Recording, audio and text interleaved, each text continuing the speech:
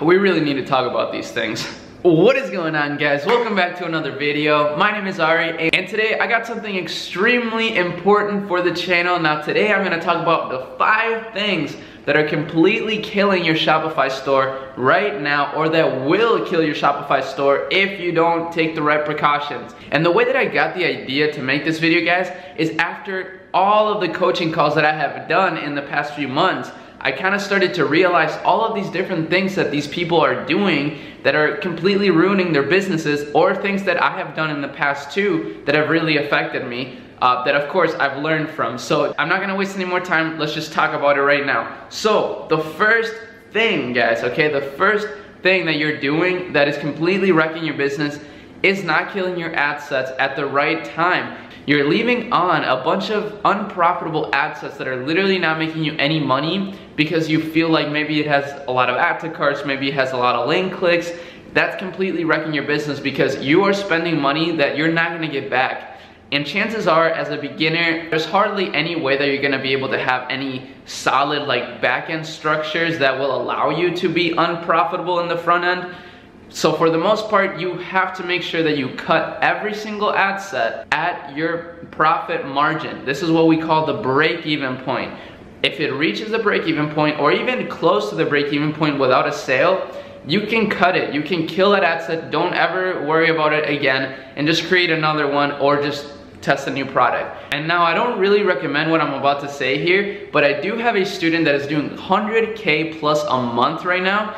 And the way he does it actually is every time he creates a new ad set, he creates it at $5 a day. And if it doesn't make him a sale on the first day, no matter what the break-even point, he kills it.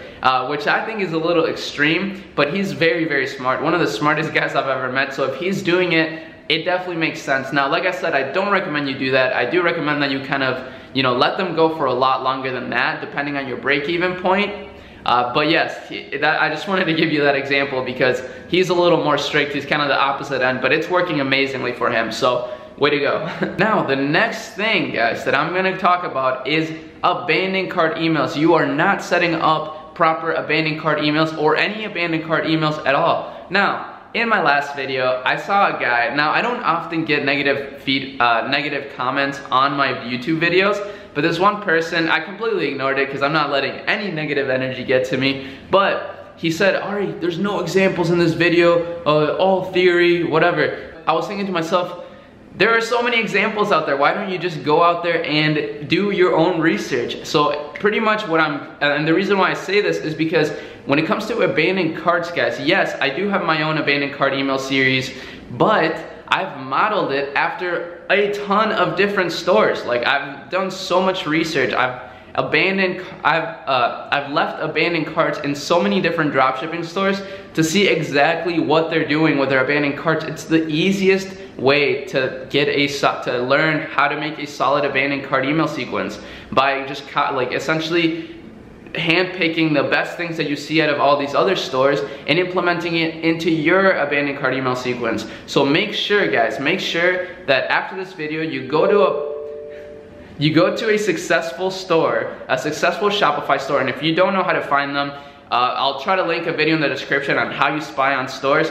But go find one of those, abandon a cart, and just wait for their email sequence to hit you. They'll literally show you what their email sequence is. So there's honestly no excuse. You'll have to go put in the work. I'm sorry. I'll make a video about abandoned cart emails in the future, but this isn't that video. So just make sure you go do your own research, put in the work. That's how you're gonna make it, okay? Now the next thing, guys, the next thing that is killing your business actually goes hand in hand with kind of what I've just said, is you're not doing any sort of market research. And I see this all the time. People just kind of, they watch videos, they do certain things, but they don't research at all, like the space, that they're actually competing in. So you have to make sure that you actually go out there and check out other stores. If you're not spying on other Shopify stores, you're falling behind greatly because you don't see what your competitors are doing. And these people, yes, they're your competition. Even though data is like pretty, it's kind of tuned into your own store, so chances are competition won't affect you too much.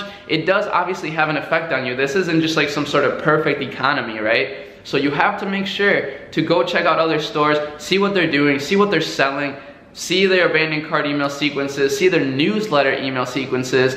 Now guys, I still do this for my stores. I was, at the beginning of this year when we were building our biggest store ever, we were doing this almost every single day. Like literally every day we would go out there, look at what other people are selling, what prices they're selling at, and all of these different things that I'm telling you about. So please, make sure you go do your own research. Don't just wait for my video, for someone else's video. You have to put in the work, guys. You have to put in the work. Now that that one's out of the way, the fourth thing that I wanna talk about is your customer service. So you probably have mediocre or really bad customer service, and this is gonna go hand in hand with the last thing I want to talk about. But really guys, if you have bad customer service, that's gonna affect your whole business. And honestly, I've been really realizing how customer service really is the backbone of your business. Now think about it. If your customer service is bad, your emails are not gonna work. Your Facebook ads are gonna start underperforming because you're gonna get negative feedback, and everything is just gonna start collapsing slowly but surely. So you have to make sure that you're putting in a significant amount of work into customer service. Now, this is why in my past video I was saying, look, I know it sucks to spend money to outsource if you don't already have money that you're making, but it can definitely be a worthwhile investment if you're noticing that customer service is taking way too much time out of your hands and you're not doing the best possible job in terms of making sure that the customer is satisfied. Now, of course, there are customers that are just shitty people, yes, but for the most part, they're angry for a reason, and that reason is definitely something that you could fix or that you can make right with them specifically. So make sure you do that, guys. It's gonna influence your business so much more than you would ever imagine. So you have to make sure you have a good customer service team in place, or just, you put a big focus on customer service. Now this, like I said, this ties in perfectly with the last thing that I want to talk about. And this last thing, guys, this last mistake, this thing that's killing your Shopify store is scaling too quick. And the reason why I say this is because this happened to us, and this happens to also almost every single Shopify store out there that's successful. You fall in love with the numbers, you want to keep scaling. I get this question every single day. Arie, I have these profitable ad sets. How do I scale them? What do I do? Okay, I understand that you want to make more money, and that's obviously the goal. But that's not going to be a good long-term play if you don't slow down. Like, scale gradually is my thing. I know a lot of people preach that you should scale really fast and make the most out of this, this one product, which is true. Yes, I guess more people are gonna start finding out that you're selling that product. Maybe you'll get more competition, so you should take advantage of it quickly. But obviously, guys, when you're doing that, you're not gonna have enough time to set up proper customer service, proper fulfillment, all these things that you should be doing. So unless you have those things in mind, just keep creating more ad sets, keep finding profitable ad sets at low budgets instead of scaling anything out. I'm actually running this same strategy on a new store that I started. That's just a completely fun store for me, where I'm building a brand with it. It's gonna be really fun in the future. I mean, right now it's doing like 400 a day, every single day, but the ad spend is literally like $100 or under every single day. I'm not scaling anything.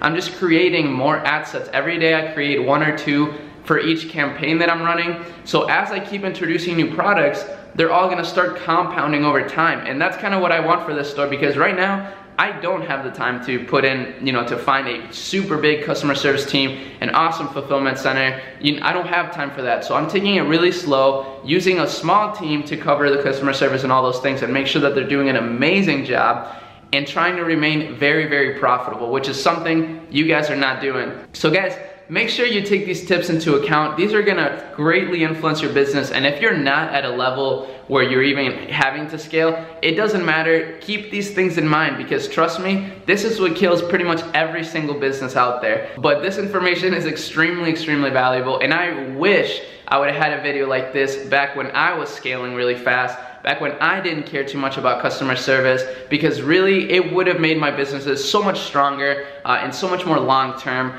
But now that I know these things, I'm implementing it into every single one of my stores, so that that a year down from now, I'll have such a solid business that I'll likely be able to sell for hundreds of thousands, if not millions of dollars, right? Because I have systems in place. It's not just a front-end thing, a quick money thing. You can't really sell that. Nobody's gonna buy it. And if somebody does, they're probably gonna be angry after a while, and you might even get sued or something, who knows? So make sure you take these things into account, guys. And one last thing I wanna say is make sure you tune in to the live workshop on the 29th. It's gonna be on YouTube, so anybody can join. I'm gonna be doing giveaways. I'm gonna be, I'm gonna be revealing so much cool stuff. A lot of examples for you guys. It's gonna be amazing. So make sure you mark that date down on your calendar, July 29th. I believe it's gonna be at 6 p.m. Central Standard Time.